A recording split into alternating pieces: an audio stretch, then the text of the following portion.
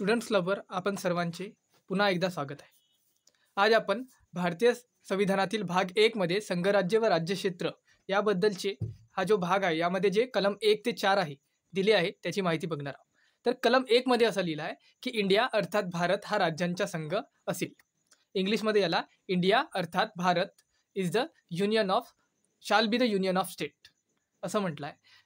इथे महत्त्वाचा मुद्दा असा आहे की इथे राज्यांचा संघ असा शब्द वापरला आहे, संघ राज्य असा शब्द वापरण्यात आलेला नाही. राज्यांचा संघ म्हणजे युनियन ऑफ स्टेट ना की फेडरेशन हा शब्द वापरला आहे. तर यामागे दोन कारण डॉक्टर बाबासाहेब आंबेडकरांनी सांगितले आहे. पहिला म्हणजे राज्यांचा संघ म्हणजे हा राज्यांच्या कराराने निर्माण झालेला संघराज्य नाही. दुसरा म्हणजे यात हे जे वेगवेगळे राज्य आहे या संघराज्यातून या भारतीय संघराज्यातून वेगळे पडू शकत नाही किंवा फुटून बाहेर पडू शकत नाही, आपला वेगळा राज्य निर्माण करू शकत नाही. म्हणून इथे भारत हा राज्यांचा संघ असा शब्द वापरलेला आहे. म्हणजे याच्याच अर्थ भारत हा अविभाज्य व अखंड आहे. आणि म्हणूनच आपल्याला दिसते की जे केंद्र सरकार आहे त्या केंद्र सरकारला सशक्त करण्यात आले आहे, त्याला जास्त अधिकार देण्यात आलेले आहेत.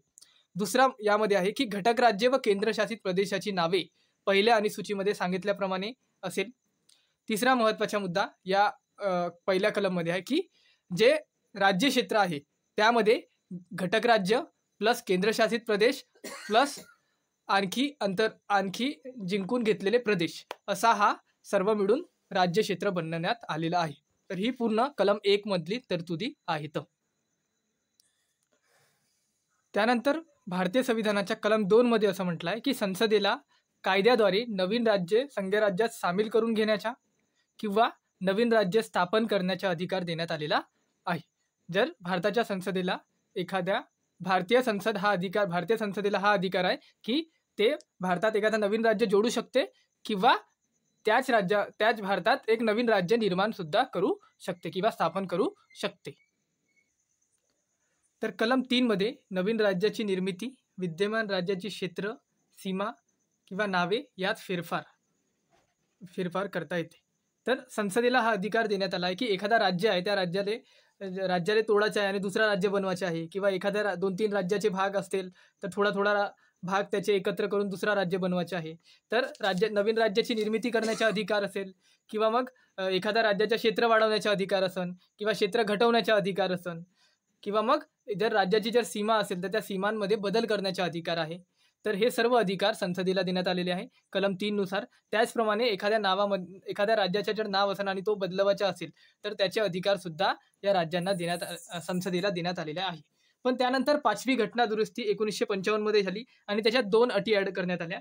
पहिली अट सर्वात महत्त्वाची आहे, ते म्हणजे की असा जो विधेयक असेल ज्यामध्ये राज्यांच्या नावात किंवा क्षेत्रात बदल करायचा आहे तर असा जो विधेयक आहे संसदेत मांडण्यापूर्वी पहिले त्याला राष्ट्रपतीची परवानगी घ्यावी लागेल किंवा राष्ट्रपतींच्या शिफारसाच्या खेरीज तो विधेयक मांडता येणार नाही. आणि त्यापूर्वी मग राष्ट्रपती काय करेल, तर त्यापूर्वी राष्ट्रपती काय करेल का तो विधेयक संबंधित राज्याच्या विधिमंडळात पाठवण आणि विधिमंडळात मग त्याच्यावर चर्चा होईल आणि मग ते काय करतील, तो जो विधिमंडळ आहे तो चर्चा होऊन काही सजेशन आहे ते राष्ट्रपतीला देतील आणि नंतर तो राष्ट्रपती संसदेत पेश करण्याची परवानगी देईल. पण जर पण राज्य विधिमंडळाने सल्ला दिला तरी सुद्धा संसदेला हा अधिकार आहे की तो सल्ला मानायचा किंवा नाही. संसदेने जर तो सल्ला मानला नाही राज्य विधिमंडळाच्या तरीही त्याच्यावर काही बंधन नाही. तर हा एक महत्त्वाचा मुद्दा आहे जो 5वी घटना दुरुस्ती 1955 यामध्ये ॲड केलेला आहे.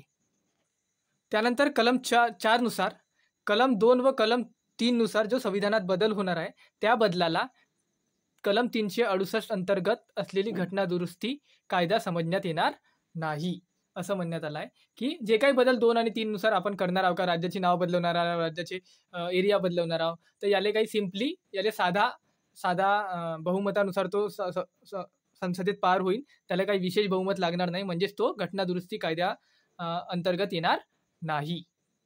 धन्यवाद.